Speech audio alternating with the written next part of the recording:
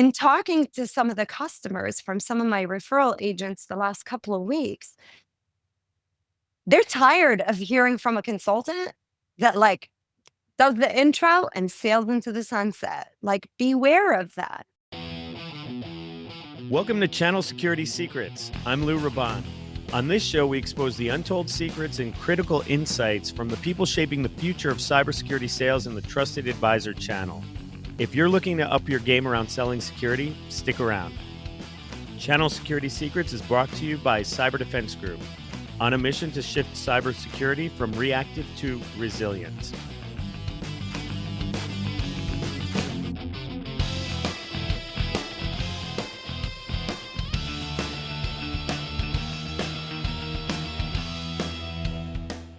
Hi, everyone. I'm really excited to chat with our guest today. She's an entrepreneur, board member, and award-winning sales expert with more than 15 years of experience shaping the technology channel. She's been recognized as a Channel Future's top influencer and is a multi-year recipient of CRN's Woman of the Channel Award. She's spearheaded record growth and driven strategic partnerships at top companies like Avant and Amplex. Today, she leads her own firm, guiding strategy and managing client engagements across the global technology channel. She is the managing partner and founder at BanaTech Consulting. Bana Qashu, welcome to the show. Thank you so much for having me, Lou. Excited to be here. It's great to have you, the woman, the myth, the legend, Bana. The first question I have for you is, what is your secret to the great success that you've had in the channel? My biggest secret is it's not really that great or exciting. It's I use my resources, everything that's available to us within this special channel. So it's not a solo sport, and that's what makes it extra special. It's an ecosystem that's built on collaboration, and it helps people thrive in this like network of vendors, distributors, and engineers all working together to find the best solution for the customer. So I love it because it's always been customer first. Okay, so using your resources, that's the secret. Tell me more about that. Like, what kind of resources and how do you use them? So I could tell you, there are 4 points that I focus on any given time, and you probably have seen it firsthand. By the way, do you like that I dress the part with goblins and since It's we're talking great. about security? We're security, and we're a couple of weeks away from Halloween. Halloween. Yeah, even though this may be it aired after Halloween. It's always Halloween. You never know when you're gonna meet a goblin in the world of technology, right? And so, but the 4 things that I often focus on, it's actually a part of our mantra, is, we build authentic relationships. I'm not out there just establishing connections. There's always a reason behind that, connection, whether it's a coaching engagement or an opportunity. It's always a partnership in my mind. Stay scalable and curious. I'm often attending different conferences outside the channel just to learn what's happening in the overall world of technology that we live in. Even after years of being in this game, we still all have a lot to learn. Co-sell instead of loan sell. Many of us are trying to upsell our existing client base, but we have this fear of opening up about different technologies that are served within the stack. Now, I feel that that's going away a little bit, but it still exists. As long as we're not fulfilling the customer's full stack needs, there's still an opportunity in there for us to co-sell. So that's how you leverage that network of support. I don't need to be a subject matter expert in security because I have people like you, Lou, and CDG that I rely on every time and play the long game, right? These are no longer transactional opportunities. You're becoming a partner to that customer or that partner in the field or to that vendor.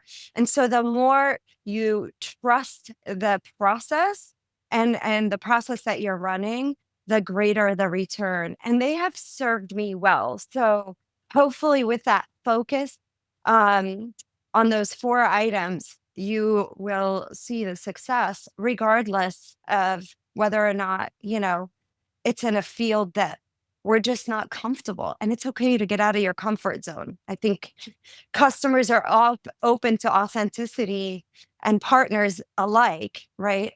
Rather than just trying to fill a widget, right? Yeah, a lot of themes on that, which are really relevant that have been repetitive here, across the multiple guests that I've had on. It's the transactional sale is dead. That's 100%. If you're only speaking to your customer once a year at renewal time, or you're just like kind of fulfilling, waiting for them to feed you a need versus understanding what their pain points are, what their needs are, having a longer kind of view of the relationship, that the longer view wins. The other thing is, you talked about being feeling comfortable saying I don't know. That's really important, and that's where as a team you're talking about co-selling, not loan selling. I like that. That's important. So because maybe some want to just keep it close to their chest and say, "Hey, well, I'm just going to take this on myself and figure it all out. I want all the commission or whatever it is." Um, Not a good long-term strategy. But really also the fear that you mentioned that they have when they go in and they may not be the subject matter expert. I really want to dig into that because that's obviously one of the challenges we see in security. 1,000%. Now, I will say, I do want to note one thing. I've had the privilege of working on the vendor side, working on the distributor side, and working on the trusted advisor side. And now within BanaTech, like I'm working with, again, vendors and some of the referral partners that are uncomfortable in the seat that are looking at us as a resource because there is uh, a fear, if you will, in selling technologies like security. Security is not difficult, it's just nuanced. And you know what goes in parallel now with security is AI. It's the same type of sale. You're not going in and saying, "Oh, I got this great security solution for you. Let's implement it. I've got the perfect like vendor for you." It's not about that. It's not a one size fits all. We all know that no two customers are the same. Their structures are not the same. Uh, Taking away that fear and being consultative is so important when selling security. I'm going to go back to my golden rule that I talked about earlier, and that is utilize the resources. Listen, Lou, I don't know what you're looking for in terms of security, or thank you for letting me know that you have 30 people on your staff that handle security. But what I'm here to tell you is I have the resources that'll provide you with the right security solution, or we can identify what kind of security you're looking for in what application or what kind of network, fill in the blank, because we all know there's so many layers of security to begin with. So being comfortable with having that army behind you, if you will, to ensure that you're providing your customer with more of a consultative approach. And I will tell you, I know I've been at this for a short period of time. However, it's really not that short because we've always been, even on the distribution side, I've always had the co-sell mantra instead of loan sell.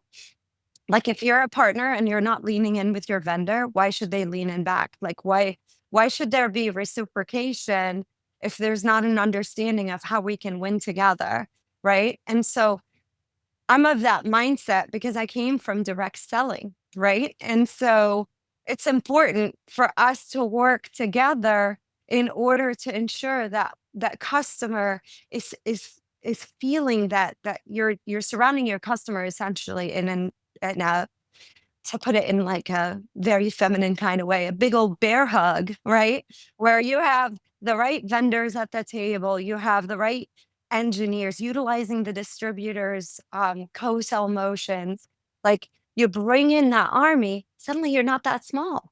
And in talking to some of the customers from some of my referral agents the last couple of weeks, they're tired of hearing from a consultant that like does the intro and sails into the sunset. Like, beware of that, that doesn't live to those four principles of really showing them that you're a part of that strategy.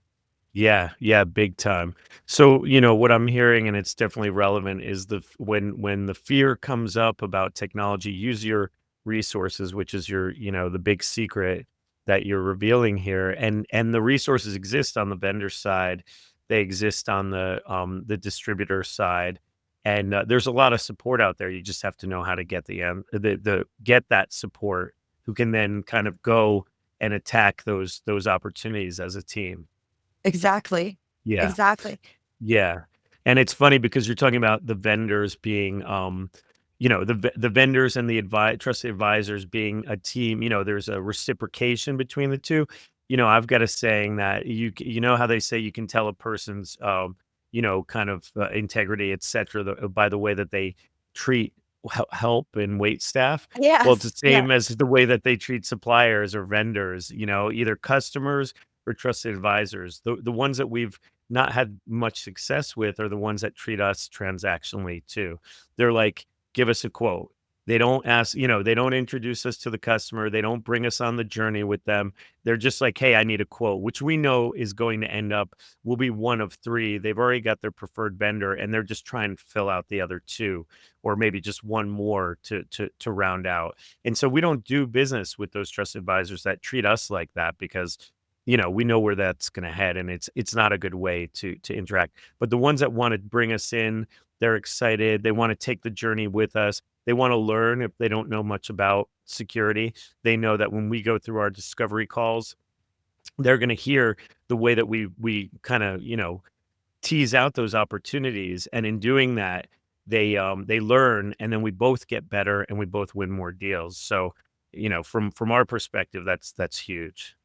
Yeah, and I think if I were to give the partner perspective, because the market is saturated, I think there's that fear of, am I truly bringing in the right vendor to the table? But I find it mind-boggling that we're still in a quote and hope mentality, that there are still, you know, because every transaction needs to be led by curiosity, whether it's you're talking to your vendors or you're talking to your distributor. The distributors are making huge investments in their engineering practices. Use them. I mean, that's what they're there for. You're paying for it in a sense, right? And it gives you that agnostic viewpoint. So even if you have that discomfort of, oh, it's a new solution, security is to what AI is today. And here's what I mean by the analogy. Like 5 years ago, or 6 years ago, when security, security has always been around, right? But now it's like the hot, you know, I don't want to say girl at the dance because I don't want to get Well, in. yeah, basically, yes. But then, like, we brought on security companies, and it's like, oh my God, nobody's selling security. And it's like, why? Why is it still the GSIs and not our channel? Well, because it's not a transactional. There is no quoting and hoping. There's a discussion around the customer because there may be one-time engagements where we need to determine exactly what the customer needs. Or there may be a retainer opportunity where you're, helping in the solution itself. And so there's a gap still between awareness and action on what's happening with security is my firm belief. And because there are so many layers and nuances, as I mentioned earlier, it's just it's a forgotten question to ask. And the ask is very simple. What is keeping your CIO up at night? Or what is keeping the IT director up at night? Okay, if it's AI, fine. Okay, this is the first so someone hotter than Yeah, but right, like okay, yeah. second one is often. I mean, I had a call yesterday with a municipality with one of my referral partners, and the second item was cybersecurity. It still is security. And so, follow-up question is in what sense, just to get an idea, you know, Again, I'll go back to the distributors. They have simple qualifying forms. Your partners, like CDG, have qualifying questions that you can ask. And so leverage all those resources because we are leaving opportunities on the table. I have no doubt, you know? Big time. And the TAs that do lead, or even if they don't lead with cybersecurity, they're able to answer the questions and bring in the vendors around cyber and solve problems. That's putting, opening a crack in the wall that allows them to start selling that TA to take business from the TAs that are not doing it, because all of a sudden they're like, well, you solved that cyber problem. Maybe that wasn't the biggest ticket item, but here's a data center problem I have. You did such a good job with the cyber problem, let me throw some more business at you. And then all of a sudden, the TAs that aren't leading with cyber, at least using it as leverage, are going to be left behind. And we're seeing that already. Yeah, for sure. And so we need to make sure we capture that. So my mission is to help bridge that gap through um, the engagement process and helping the customer understand what that process looks like, right? And you've heard this in the market over the course of the last 3 years, like the RFP is dead, or we work in reverse RFPs. We too are formidable consultants in the field that are working together with our vendors, with our distributors to ensure the customer is successful in procuring the technology that they need to increase their business efficiencies. Security is going to be so hot right now because of compliance around AI. And so, if we're not having the conversation or asking the question immediately after, okay, you want to understand AI and how to integrate it into your various divisions within the company for your internal customer, and how to implement AI strategies so that you can capture your external customer and continue to remain relevant, that's great. But how are you securing all this? You know? So it's such a great like lead in into security. So then you start weaving in the different motions of the sale and you truly become a consultant as opposed to again, like, An order taker. yep, Yeah. um, it's exciting times. It is. It really is. AI, though, AI security and AI kind of governance is data security. And then that's where everything that you're talking about rolling to cyber. Yeah, like if an organization wants to use AI, if they are doing it in an insecure manner, meaning they're uploading sensitive information, there's things that are happening that they have no control over. Um, they're scared because they also don't want their, very sensitive confidential data being used in a way that either could be exposed by the company they're dealing with, or being used to train their models. And therefore, when someone says, "Hey, company X, what's the revenue of company X?" And they're like, "Oh yeah, we've got the balance sheet. This is their revenue. This is their debt." It's like, no one wants that, and so that's the issue with yeah, you've got to have AI and cybersecurity go hand in hand for sure. Yep. Yeah. So, yeah, what do you say to TAs that want to sell security that haven't sold it before? They're nervous. I'm gonna guess. Obviously, you're gonna say use the resources, obviously, because that's your secret. But what would you say to them that the ones that are afraid to like start to have those conversations? I would say why first and foremost, like we live in an environment where we could be and can afford to and have the resources to, like I said earlier, lead with curiosity. Like ask all the questions, ask about the full stack, and then deal with the answers after the fact to dig in a little deeper. But without asking, so I'll give an example. If I'm talking casually right now, even with a partner, right, of BanaTech, I'm asking, what are you doing in terms of network? What are you doing in terms of voice? What are you doing? Like literally old school direct sales. And I picture, remember the portfolios we used to carry and handwrite everything? Oh yeah. Yeah. And then you'd put it in the left-hand column, you'd put down all the topics so you don't forget like a single part of the sale, right? In qualifying the customer. What's similar, whether you're working with your partners or you're working with your customer, you're going, okay, what's your budget? What are your goals for the year? Doosh, doosh, doosh, doosh. And that way you don't forget a category because then the customer is curious and they're going, Lou, wait, time out. What do you mean you do security? Can you help me? Can you explain that? You know, like how do you do network and voice, which is the world we mainly live in, right? I mean, network voice, meaning UCs, customer experience. I mean, we've seen security grow, so I don't want it to sound like doom and gloom. I just know there's so much more Oh, opportunity yeah. out there that we're not capturing. It's embryonic.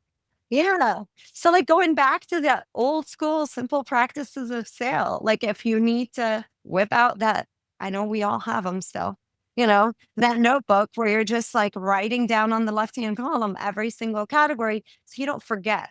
What tends to happen on a sales call is we get excited because the customer's talking about a singular pain, right? And you want to leave them talking.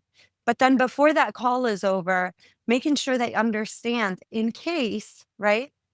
Lou, I might be working on a co-location opportunity 6 months from now, and I can't wait to engage you.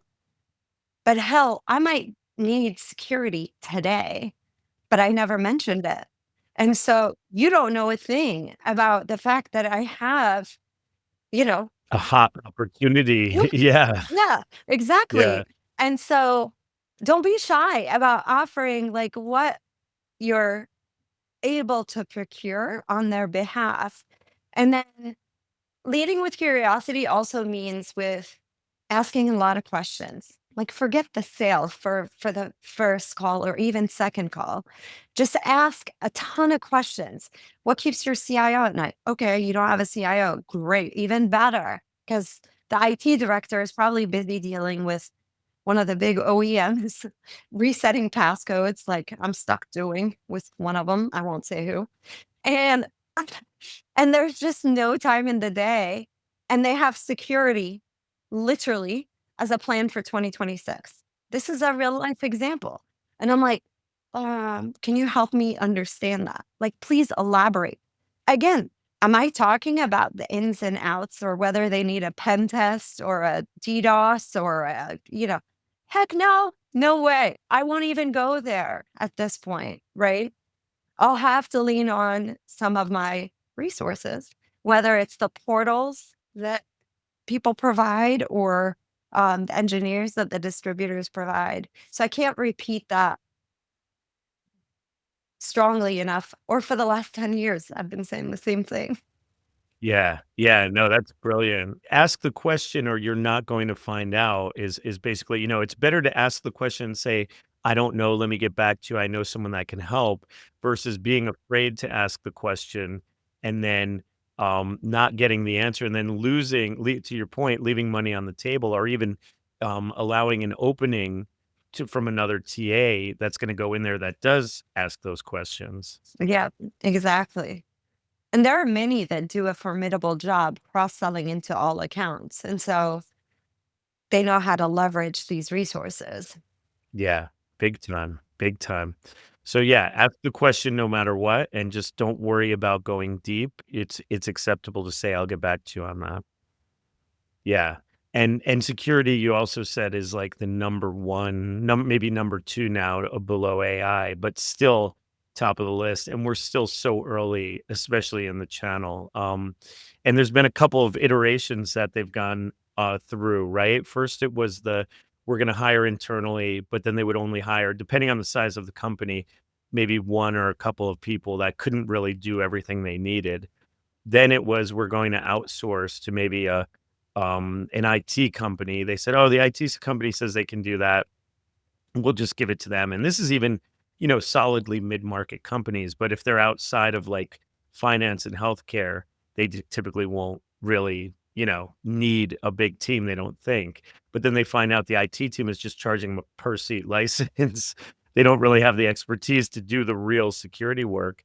And then kind of the third generation or iteration of that is virtual chief information security officer, VC. So And the problem with that model has been it's just one person and they say, okay, you should do these things. And then a month later, they come back and say, did you do them? Right. So, that's why obviously our model is superior because we're bringing a team to it. It's not just one person. But I think it's evolving is my point. The way the industry is going, the way that people are consuming outsourced security services, they're going towards the more bespoke, full programmatic. Is that consistent with what you're seeing? I think so. So just like LLMs are getting smarter by the second, the bad guys are always 3 steps ahead, you know? And so for us to expect one individual or even 3, to your point, to know exactly what's happening in the field, what you often find, even with the mega enterprise, is until there's a breach, it's not all hands on deck, right? And so what we wanna do is part of our role as a consultant when it comes to cybersecurity or security in general, is to create that fear, doubt, and uncertainty, right? And I'm not saying scare the hell out of your customer, but we all know there are so many examples out there. Heck, some of us may have been a victim to cybersecurity, though I will not be sharing that personal story today because I should have known better, but whatever. Should have. See, like companies go through the should haves too. And so just get versed in some of the simple questions that emote like this passionate answer of, "God, they expect me to do everything around here, and there's no way." Like, there's, application, data security. You have people downloading applications every day. I think a company knows. Yeah, there's the security operations, there's the governance stuff, it's just vulnerability management, it's like just a real incident response, proactive, all of these little, they're not so little, all of these elements. Yeah, and then even when the controls are put into place, there's configuration drift where you say, okay, we got it, configured it, it's good.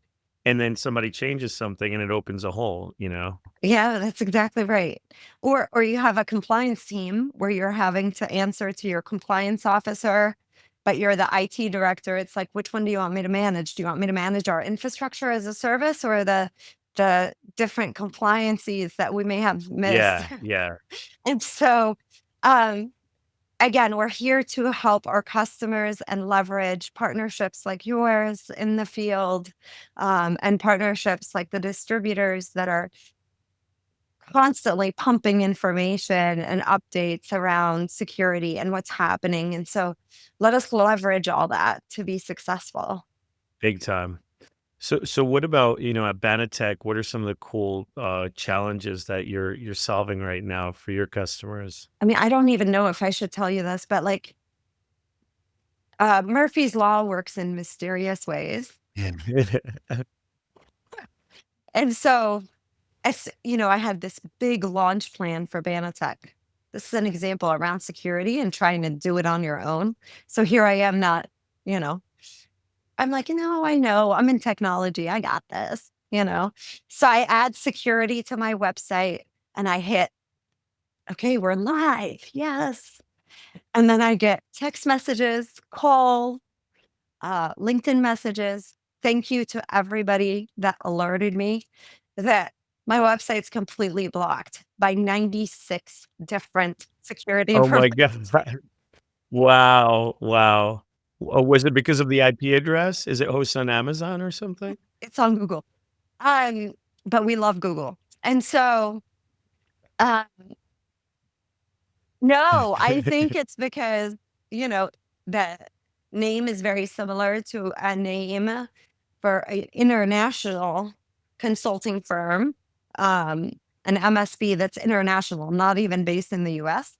And so Yeah. their website, I don't even think is in English. And so who knew BanaTech is a popular name, you know? That, and, uh, and so that was interesting. That was a fun, you know, Yeah. 48 hours of, and thank God, guess what I did? I used my resources and I hit the bat phone and called one of my trusted security engineers. And I was like, what do I do? This is not, you know, talk about first impressions, but that's not a cyber attack. So now we're taking the extra precaution. I will tell you, uh, it's I'm building a platform, not an actual platform, but I'm building a back office, I should say, that's formidable and scalable and sustainable over the course. Many folks are like, why are you using 13 different applications? I'm like, because that's what it takes to run a company at a Mhm. minimum, right? And so imagine what your customers are going through when not only are they running all these different applications at a single time, in a single moment, but they're also running with 200, 300 FTEs that are Yeah. relying on those applications. I cannot fathom. I wrote an article during Labor Day on my appreciation for IT directors and finance folks Right. because stepping away from my role as CEO, aka janitor, marketing, everything you can Right. imagine, Right. you're you start learning what all these different divisions go through. And so we as trusted advisors and partners have the ethical responsibility to help them go through it. And we have all these vendors and partners at our disposal to do it. So let's help them out. Yeah, yeah, no, absolutely. And transitioning a bit to personal, I mean, you're one of the most well-known people in the channel from my perspective. I mean, we had lunch, in Dallas, and I think between bites, you were saying hi to every single person that walked in the door, who knew, or they were saying hi to you because you're just really well known and well appreciated in the channel. So how did you get here? What got you into the channel, especially for having been direct and elsewhere? So I got promoted from direct into the channel long, long ago. And I'm like, what's a channel? And, you know, going back to my initial comment about establishing contacts and networks purposefully so that it's a reciprocal transaction was always important to me. My parents raised me to treat the gatekeeper like you would treat the CEO, like the golden rule exists today. I lead with integrity. And so that's actually one of our values at BanaTech. If you were to look at the 5 values that we've established and our 10 W's. I love those things because it's the woohoo. Um, but all kidding aside, I think um, I'm genuine when I offer to help. Like it's not out of, well, what am I going to get in return? Um, because I know what we put in the universe will come back tenfold. And I believe in succession and not the show, although we could learn a few things from the show. But um, look around. Like we need to empower our young people to excel because who's going to take over? Like I need to break it. So there are many things that are within my own like beliefs and values that are important that I think I transfer. And I've always treated our vendors like partners. Uh, whether when I was a vendor, guess who were my partners were? I never beat up the TSDs, you know? Um, I never beat up the TAs. And if I did, I'm sorry, it probably was unintentional or you screwed something up in the implementation. And deserved it. There's my display. Or you or you didn't respond. I mean, if you really want to get me, is don't follow up and follow through. But off my soapbox. But same thing when I was on the distribution side. I treated both the vendors and partners with equal respect, right? Like we're all working here for a why, right? It's not personal. It becomes personal when I'm generating revenue for my family or whatever your why is. So understand that everybody's coming from some kind of place. I'm humbled by the response of the channel. Um, I wish I was an influencer on Instagram. At least I'll get free stuff like yoga pics.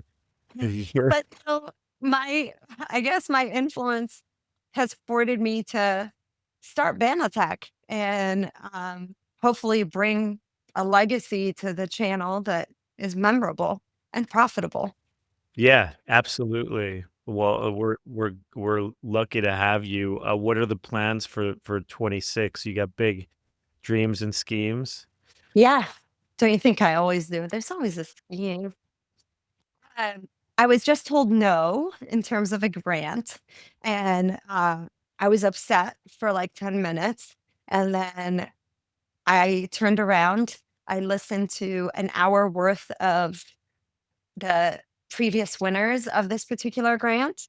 And I'll tell you why I wanted the grant.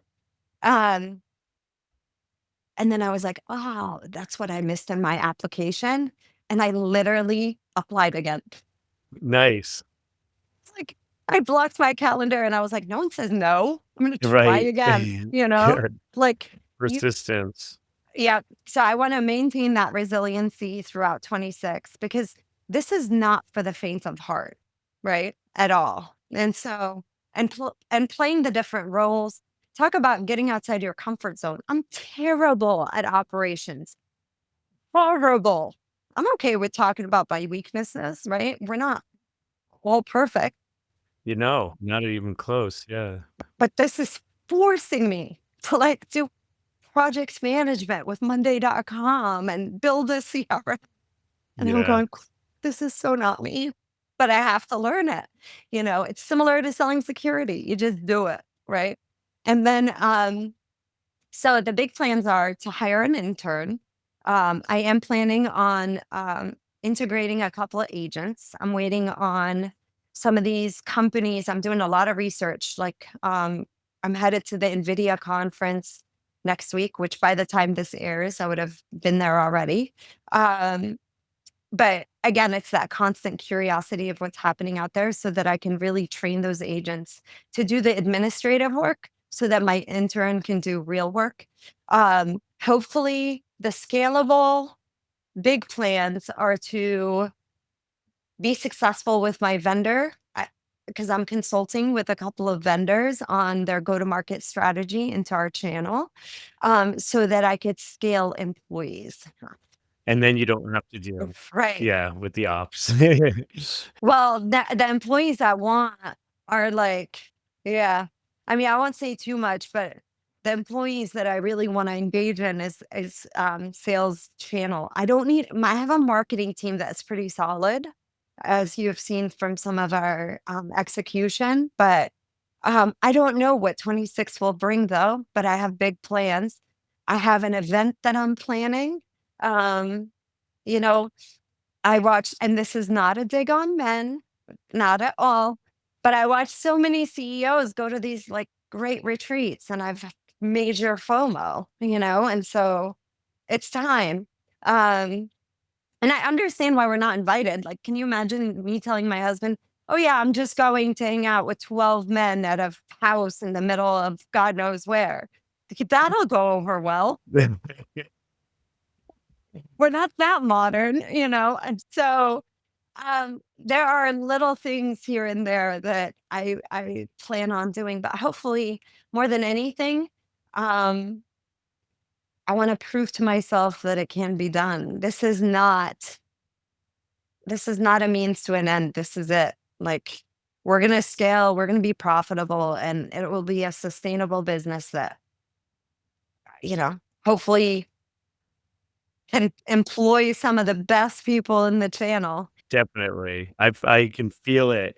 But yeah, it's not for the faint of heart, like you said. No. So those first, respect for, putting out hanging your shingle and putting out your stomping some territory for yourself. And it's going to be a wild ride, but ultimately I can tell based on your personality, Bana, it's going to be successful for sure. There's no doubt. Well, and I couldn't have done it without um, cheerleaders like yourself, Lou. Like you've always been supportive, so I really appreciate it. And you know, ch- coaches, right?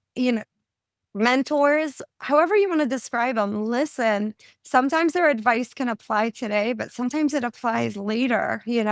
Like I learned that BanaTech wasn't really original. It's something like one of the TAs mentioned to me 4 years ago to lunch. And he's like, good to see you. Like, go for it, kid. And I was like, oh my God, I owe you a Yeti with BanaTech. Branded Yeti, Because definitely. that's all I can afford right now. But soon, soon, it'll be bigger. Hey, remember, those are not cheap. That's actually really good. No, but Good. yeah. What about outside of work? What do you do, to keep your sanity and have some fun? Well, thanks for asking. I'm back to my regular yoga practice because part of um, my commitment to everybody that's engaged with BanaTech is to stay healthy. Although I haven't slept since August and I've lost 14 pounds. Who Starting a business was better than any kind of anything else. Good. I'm not going to complain. It's probably not sustainable, but we're going to enjoy it while it's here. And then I'm planning like a wellness retreat next year.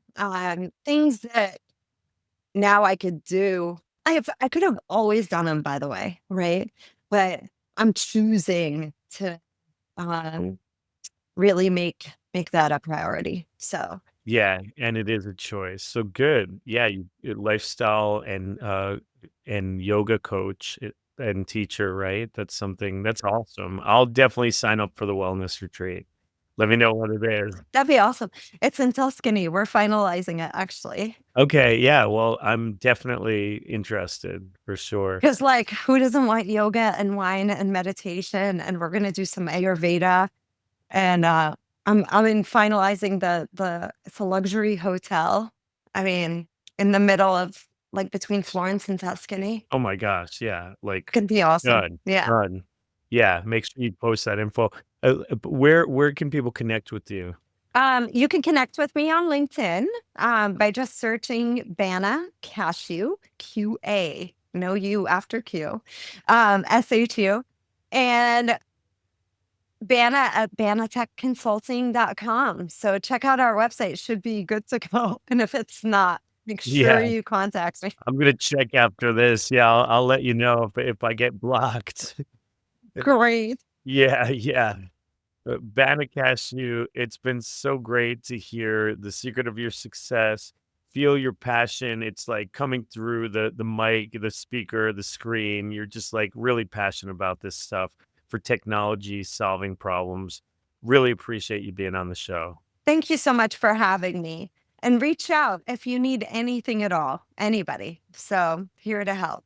Yeah, Bana's definitely available. Thanks to everyone else that's watching and or listening. If you learned something today or laughed, please tell someone about this podcast. Thanks again, Bana. And this has been another exciting episode of Channel Security Secrets. See you next time. That's a wrap for this episode of Channel Security Secrets. Thanks for tuning in. For show notes, guest info, and more episodes, visit us at channelsecuritysecrets.com. Channel Security Secrets is sponsored by Cyber Defense Group. When it comes to protecting your business, don't settle for reactive. Partner with experts who build resilience from the ground up.